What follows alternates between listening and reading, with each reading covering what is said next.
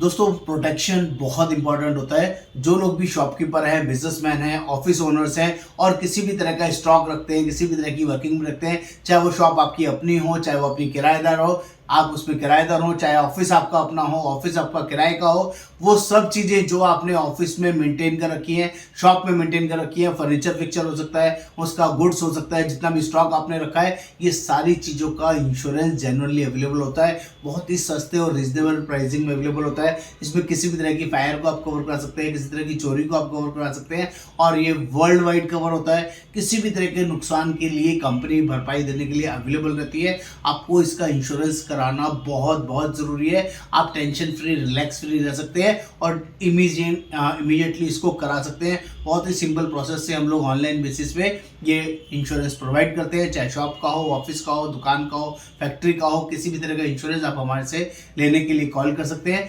नमस्कार, आपका दोस्त योगेंद्र वर्मा, पॉलिसी भंडार, इंश्योरेंस एक्सपर्ट। एक बार सेवा का मौका दें। Thank you so much.